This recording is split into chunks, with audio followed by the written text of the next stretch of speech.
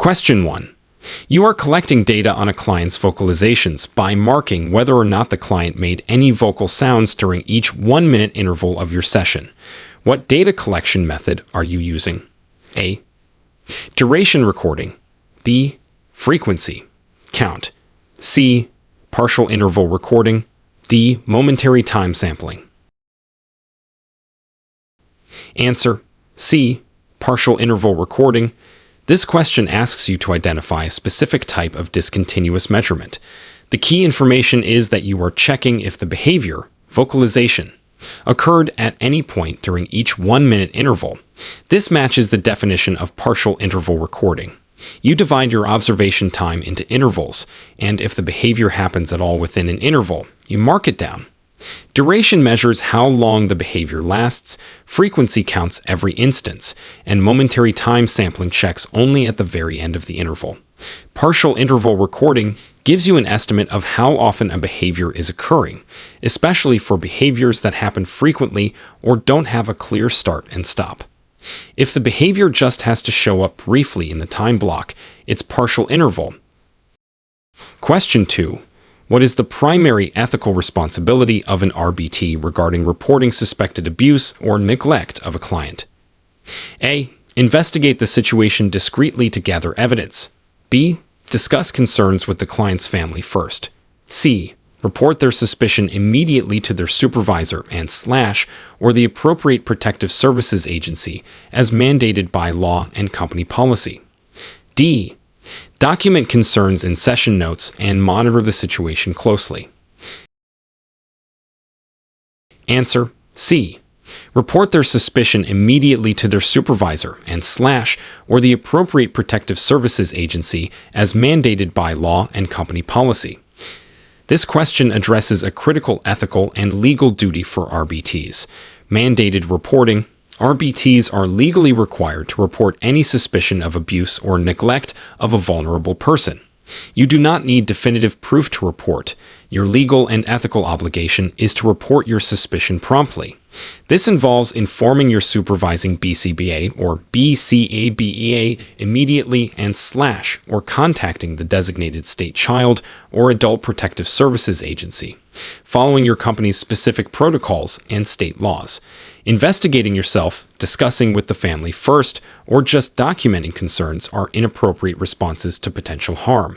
Client safety is the highest priority. If you suspect it, report it right away to the right people. Question 3. In the ABC model, what does the A stand for? A. Action. B. Analysis. C. Antecedent. D. Effect. Answer. C. Antecedent. This question tests your knowledge of the fundamental ABC model used to understand behavior.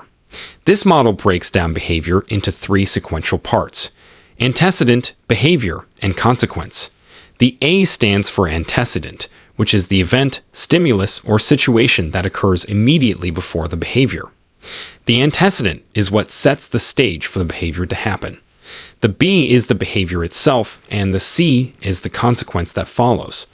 Understanding the antecedent helps us figure out what triggers a specific behavior.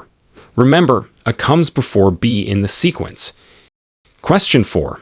If a behavior is followed by a stimulus being presented, and that behavior becomes more likely to occur in the future, this is called A. Negative reinforcement. B. Positive reinforcement. C. Positive punishment. D. Negative punishment. Answer. B. Positive reinforcement. This question asks about a core principle of learning in ABA. The key clues are that a stimulus is presented, positive, immediately after the behavior, and the behavior becomes more likely to occur in the future. Reinforcement. When you add something desirable after a behavior, and that makes the behavior happen more often, it's positive reinforcement. Negative reinforcement increases behavior by removing something unpleasant. Punishment decreases behavior. If a child says, please, behavior, and you give them a cracker, stimulus presented after, and they say please more often, that's positive reinforcement. Adding something good makes the behavior stronger. Question 5. What is the main purpose of developing a clear, objective, and measurable definition of a behavior? A. To make the behavior sound more scientific. B. To ensure that different people can agree on when the behavior occurs and measure it consistently. C. To understand the client's thoughts and feelings. D. To explain the history of the behavior. Answer.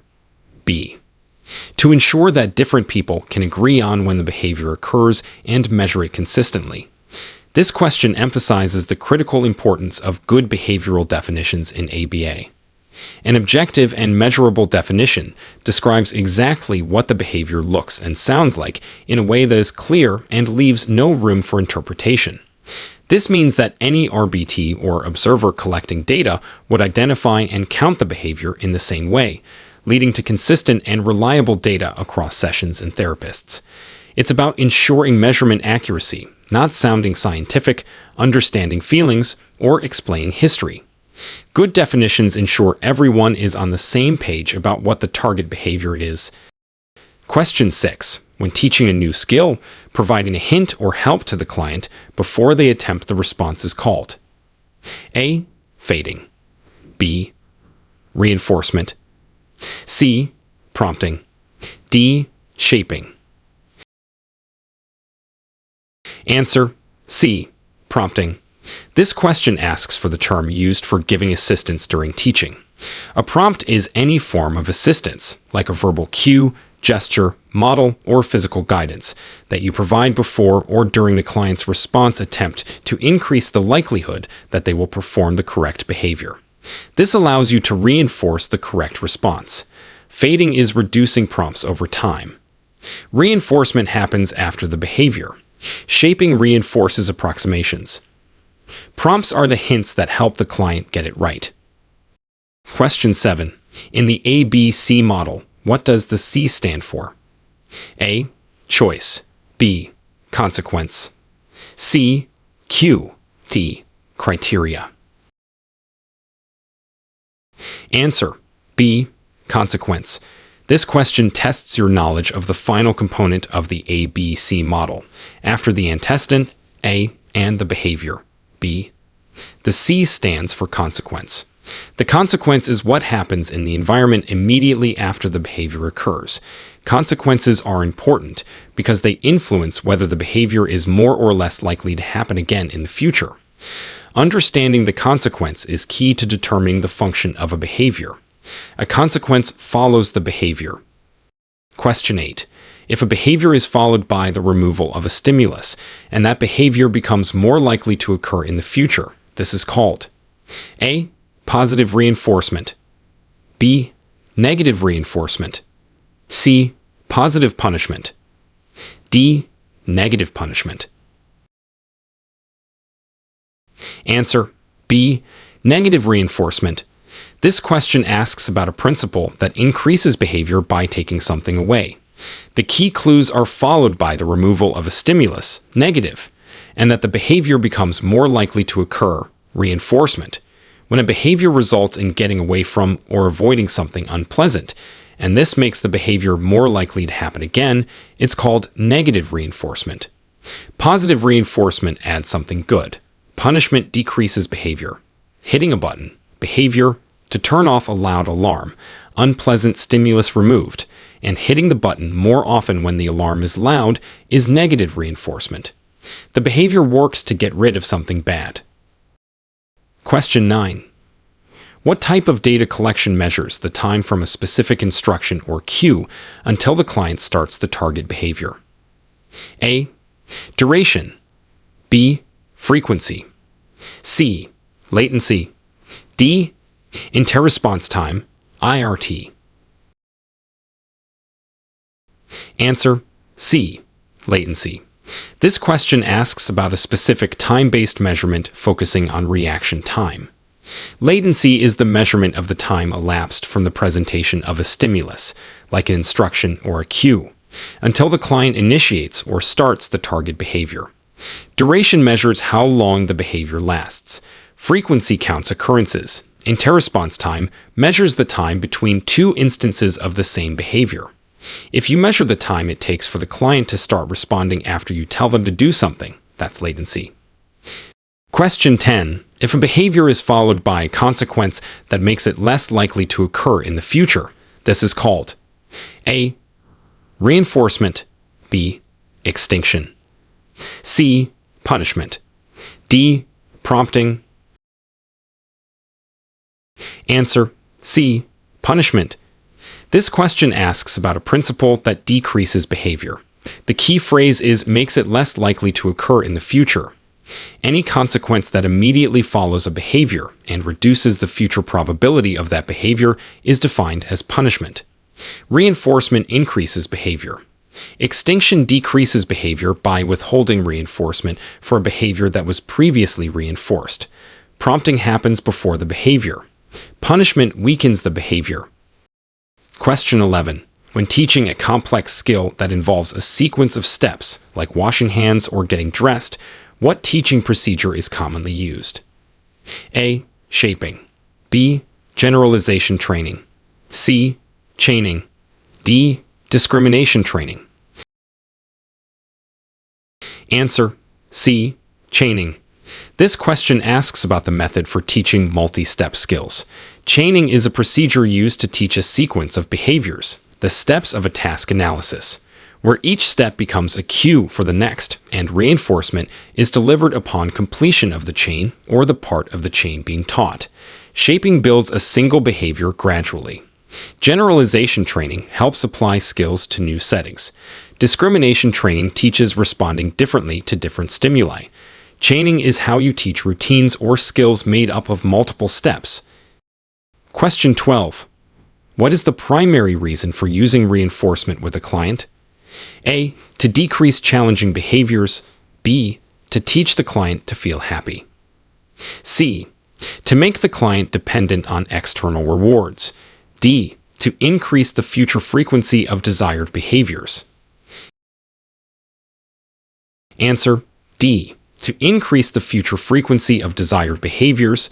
This question asks about the main goal of using reinforcement in ABA. Reinforcement is a principle that makes a behavior happen more often in the future. We use it to strengthen desired behaviors, like communication skills, social skills, or following instructions. It's not used to decrease behaviors, that's punishment or extinction, teach feelings, or primarily to create dependency. The core purpose is to build up good behaviors. Reinforcement is all about making good behaviors happen more often. Question 13. If a behavior occurs less often in the future because a desirable stimulus was removed immediately after the behavior, this is called A. Positive reinforcement. B. Negative reinforcement. C. Positive punishment. D. Negative punishment. Answer: D. Negative punishment. This question asks about a principle that decreases behavior by taking something away.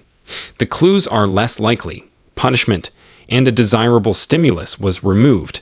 Negative, immediately after, when something the client likes is taken away as a consequence for a behavior, and that behavior decreases, it's negative punishment. Taking away a toy, desirable stimulus removed, because a child screamed, behavior, and the screaming decreases, is negative punishment. Question 14. What is the ethical responsibility of the RBT regarding maintaining professional boundaries? A. To become friends with the client and family to build trust. B. To keep the relationship strictly professional, focused on the client's treatment plan. C. To accept gifts from the client or family as a sign of appreciation. D. To provide services outside of scheduled hours if convenient. Answer: B. To keep the relationship strictly professional, focused on the client's treatment plan. This question addresses a critical ethical standard for RBTs. Maintaining professional boundaries means keeping your relationship with clients and their families solely within the professional context of providing behavior analysis services. This includes avoiding dual relationships, like friendship, declining gifts of value, and working only within your scheduled professional time. Blurring these boundaries can compromise objectivity and ethical responsibilities. Your relationship is about helping the client reach their goals, not personal connections. Question 15. When collecting data using whole interval recording with 5-minute intervals, you mark yes for an interval if the behavior occurs. A. At any point during the 5-minute interval. B. For the entire duration of the 5-minute interval. C. At the very end of the 5-minute interval. D. Multiple times within the 5-minute interval. Answer. B. For the entire duration of the 5-minute interval. This question tests your knowledge of whole interval recording, a discontinuous measurement method. In whole interval recording, you mark yes for an interval only if the target behavior occurs continuously throughout the entire length of that interval. If the behavior stops even for a moment within the interval, you mark no. Partial interval. A. Is any point. Momentary time sampling. C. Is at the end. Frequency. D. Is counting. For whole interval, the behavior must fill up the whole time block. Question 16. If a behavior occurs because it allows the client to escape or avoid a non-preferred task or situation, the function is likely. A. Attention. B. Escape. C. Access to tangibles. D. Automatic. Answer. B. Escape. This question asks you to identify a function of behavior based on its outcome. The clue is allows the client to escape or avoid a non-preferred task or situation. When a behavior is strengthened because it helps the individual get away from or prevent something they dislike or find aversive, the function is escape. Attention is getting noticed. Access to tangibles is getting an item. Automatic reinforcement is internal. If the behavior helps them get out of doing something unpleasant, it's likely escape. Question 17. What is the ethical responsibility of the RBT if they observe inaccuracies in the data being collected by another RBT on the same case? A. Change the data themselves to make it accurate. B. Discuss the data collection procedure with the other RBT. C. Report their observation and concerns about data accuracy to their supervising BCBA or BCABA. D. Ignore it, as it's not their personal data. Answer. C. Report their observation and concerns about data accuracy to their supervising BCBA or BCABA. This question addresses data integrity and reporting to your supervisor. Data accuracy is crucial for effective treatment. If you notice that data collected by another RBT on your team seems inaccurate, your ethical responsibility is to document your observation and report your concerns to your supervising BCBA or BCABA. They are responsible for ensuring treatment integrity and data fidelity across the team. You should not alter data yourself, A, or try to train a colleague, B. Ignoring it, D, is unethical. Report data concerns to your supervisor. Question 18. What is the purpose of conducting a skill acquisition assessment? A. To identify challenging behaviors. B. To determine client preferences. C. To evaluate a client's current skills and identify what skills need to be taught. D. To measure the rate of challenging behaviors. Answer. C. To evaluate a client's current skills and identify what skills need to be taught. This question asks about the goal of an assessment focused on abilities. Skill acquisition assessments are conducted to determine what skills a client currently has across various domains, like communication, social, daily living, and what skills they need to learn next. This information helps the supervisor create individualized teaching programs. It's not for identifying challenging behaviors, A, finding preferences, B, or measuring behavior rates, D. Skill assessments tell you what the client knows and what to focus on teaching next. Question 19. What is the ethical term for being truthful and avoiding deception in your professional conduct? A. Autonomy. B. Integrity. C. Beneficence. D. Justice. Answer. B. Integrity. This question asks about an ethical principle related to honesty. Integrity means acting honestly, truthfully, and accurately in all your professional activities, including documenting data, communicating with supervisors and families, and representing your skills. Autonomy is about choice. Beneficence is doing good. Justice is fairness. Upholding your integrity means always being truthful and accurate in your work. Question 20. If a behavior is followed by a consequence, and that consequence makes the behavior more likely to occur in the future, what is the term for that consequence? A. Punisher. B. Extinction. C. Reinforcer. D. Antecedent. Answer: C. Reinforcer. This question asks for the specific term for a consequence that increases behavior. A reinforcer is any stimulus or event that, when presented or removed contingent on a behavior, causes that behavior to become more likely to occur in the future. A punisher makes behavior less likely. Extinction is a procedure, not a consequence itself. An antecedent happens before the behavior. The consequence that strengthens behavior is a reinforcer. Question 21. When teaching a skill using discrete trial training, DTT, what is the role of the discriminative stimulus, SD? A. It is the consequence that reinforces the behavior. B. It is the client's response. C. It is the instruction or cue that signals reinforcement is available for a specific behavior. D. It is the time between trials. Answer: C. It is the instruction or cue that signals reinforcement is available for a specific behavior. This question asks about the antecedent component in DTT. The discriminative stimulus, SD, is the instruction given or the environmental cue presented before the behavior. It signals to the client that if they perform the specific target behavior now, reinforcement will be delivered. The consequence happens after the response. A. The client's response is the behavior. B. The time between trials is the intertrial interval. D. This tells the client what to do to get the payoff. Question 22. What is the most common type of graph used in ABA to visually display changes in a client's behavior over time?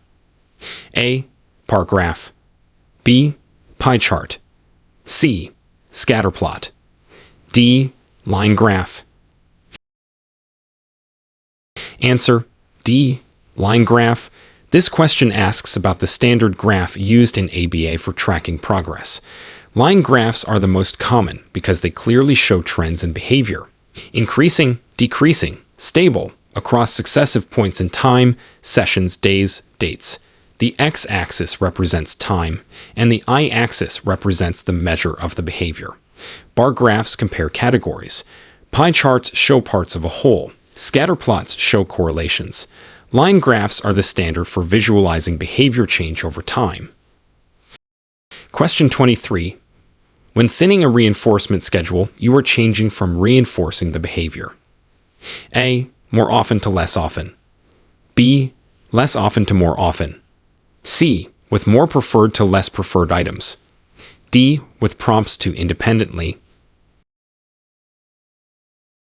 Answer: A. More often to less often. This question asks about the process of thinning a reinforcement schedule. Thinning means gradually reducing the frequency with which reinforcement is delivered for a learned behavior. You move from a dense schedule, like continuous reinforcement, reinforcing very often, to a leaner schedule, intermittent reinforcement, reinforcing less often. This makes the behavior more durable and resistant to extinction. Thinning makes the client work more for the reward, but makes the behavior stronger. Question 24. What is the ethical principle that involves promoting the client's welfare and working for their benefit? A. Autonomy. B. Justice. C. Beneficence. D. Fidelity. Answer: C. Beneficence. This question asks about an ethical principle focused on doing good. Beneficence means acting in the best interest of the client and promoting their well-being and quality of life. This includes using effective, evidence-based interventions. Autonomy is about choice. Justice is about fairness. Fidelity is trustworthiness. Beneficence is about actively working to benefit the client. Question 25. What does the term satiation refer to in the context of reinforcement? A. When a client is highly motivated for a reinforcer. B. When a client has received too much of a reinforcer, making it temporarily less effective. C. When a client's challenging behavior increases. D. When a client learns a new skill quickly. Answer: B. When a client has received too much of a reinforcer, making it temporarily less effective. This question asks about a factor that influences how well a reinforcer works. Satiation occurs when a client has had recent and excessive access to a specific reinforcer, causing its value as a motivator to decrease temporarily. This is why using a variety of reinforcers and managing access, deprivation, is important for motivation. Deprivation, A, is the opposite. Satiation means they've had their fill, and the reward loses its power for a while. Question 26. When teaching a complex skill using a task analysis, what is the term for teaching the steps starting with the last step in the sequence? A. Forward chaining. B. Backward chaining. C. Total task chaining. D. Shaping. Answer: B. Backward chaining. This question asks about a specific chaining procedure. In backward chaining, you teach the steps of a task analysis in reverse order. You prompt the client through all steps except the last one, and reinforce them for independently completing that final step. Once they master the last step, you teach the second to last step, reinforcing completion of the final two, and so on, moving backward through the chain. Forward chaining starts from the first step. Total task chaining attempts all steps each trial. Shaping is for single behaviors. Backward chaining teaches from the end of the sequence. Question 27. If a client engages in a behavior that is maintained because it provides them with a desirable internal sensation, example, rocking because it feels good, the function is likely. A. Attention. B. Escape. C. Access to tangibles. D. Automatic. Answer: D. Automatic. This question asks you to identify the function when the reinforcement comes from within the person. Behaviors that are maintained by the sensory feedback or internal stimulation they produce without relying on external consequences like social interaction or getting away from items/tasks are maintained by automatic reinforcement. Examples include some forms of self-stimulatory behaviors like rocking, hand flapping, or humming. If the behavior itself is the reward, it's automatic reinforcement. Question 28. What is the primary role of the RBT in the functional behavior assessment (FBA) process? A. To conduct functional analysis sessions independently. B. To hypothesize the function of the behavior based on observations. C. To collect objective data on the behavior, like ABC data or frequency, as directed by the supervisor. D. To write the FBA report and behavior intervention plan. Answer: C. To collect objective data on the behavior, like ABC data or frequency, as directed by the supervisor. This question clarifies the RBT's specific contribution to the FBA. While the BCBA/BCABA conducts the FBA, the RBT plays a crucial role by collecting accurate, objective data on the challenging behavior and the surrounding environment, antecedents and consequences. Under the supervisor's guidance, RBTs do not conduct complex assessments. A. Hypothesize function. B. Or write the plan/report. D. Your job is to gather the necessary data for your supervisor to analyze the function. Question 29. What is the ethical responsibility of an RBT if a client bites them during a session and breaks the skin? A. Continue the session as planned but document the bite later. B. Immediately implement a timeout procedure for the client. C. Ensure immediate safety for yourself and the client. Provide first aid if needed. Document the incident and report to your supervisor immediately. D. Tell the client no biting and physically restrain them. Answer C. Ensure immediate safety for yourself and the client, provide first aid if needed, document the incident, and report to your supervisor immediately. This question addresses responding to RBT injury. Your immediate priorities are safety for both yourself and the client. Address your own injury, first aid, while ensuring the client is safe. Any incident involving injury must be documented thoroughly according to company policy and reported to your supervisor immediately. They need to be informed to take appropriate steps for the client, documentation, and any required agency reporting. Continuing the session. A.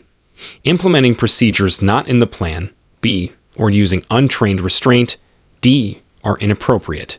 Safety, first aid, documentation, and reporting to your supervisor are crucial. Question 30. When receiving supervision, what should you primarily focus on discussing with your supervisor? A. Your personal life and weekend plans. B. Scheduling conflicts and payroll issues. C. Client programs, data, challenges, and any questions you have about implementation. D. General complaints about agency policies or colleagues. Answer C. Client programs, data, challenges, and any questions you have about implementation. This question is about making the most of your supervision time. Supervision is focused on your clinical work with clients. You should come prepared to discuss client progress based on data, review program steps, address any challenges you've encountered, and ask questions about anything you are unsure of related to implementation or client behavior.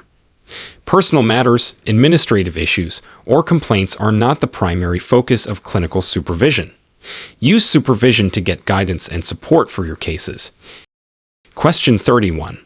What is the ethical principle that involves treating clients fairly and equitably without bias? A. Beneficence. B. Non-maleficence. C. Autonomy. D. Justice. Answer D. Justice. This question asks about an ethical principle related to fairness. Justice in ABA ethics means providing services fairly and equitably to all clients without discrimination. It involves ensuring access to effective treatment and making decisions based on the client's needs, not on biases. Beneficence is doing good. Non-maleficence is avoiding harm. Autonomy is about choice. Treating everyone fairly and equitably is the principle of justice. Question 32. If a client consistently performs a skill in the presence of a specific instruction or cue, SD, but does not perform that skill when that specific instruction or cue is absent, the behavior is under A. Generalization. B. Discrimination. C. Stimulus control. D. Maintenance. Answer C. Stimulus control. This question asks about the reliable relationship between a stimulus and a behavior. When a behavior reliably occurs in the presence of a specific stimulus, the SD, and not in its absence, we say that stimulus has stimulus control over the behavior. This means the stimulus cues or signals when the behavior is likely to be reinforced. Generalization is performing the behavior in different settings / with different stimuli. Discrimination is responding differently to different stimuli. Maintenance is performing the skill over time. The cue is controlling when the behavior happens. Question 33. When creating a behavioral definition, it is essential that it is specific enough so that A. Only the RBT working with the client can understand it. B. It explains the presumed function of the behavior. C. Any trained observer can agree on whether the behavior occurred. D. It is easy to explain to the client's family. Answer C. Any trained observer can agree on whether the behavior occurred. This question reinforces the importance of objectivity and clarity in behavioral definitions. A well-written, objective definition describes the behavior in observable and measurable terms, ensuring that multiple people observing the same client would consistently identify and record the behavior in the same way. This inter-observer agreement, IOA, is crucial for data reliability. It shouldn't be exclusive to one person. A. Explain the function. B. Or necessarily be easy for untrained individuals. D. Though clarity is still valuable. A good definition leads to consistent observation and data. Question 34. What type of prompt involves demonstrating the target behavior for the client to copy? A. Verbal prompt. B. Gestural prompt. C. Model prompt. D. Physical prompt. Answer: C. Model prompt. This question asks about a specific type of prompt. A model prompt is when you show the client how to perform the desired behavior, example, clapping your hands, saying a word, so they can imitate it. Verbal prompts use words. Gestural prompts use movements like pointing. Physical prompts involve touch. Showing them what to do is providing a model. Question 35. What is the main ethical consideration when selecting target behaviors for intervention? A. The behavior is easy for the RBT to measure. B.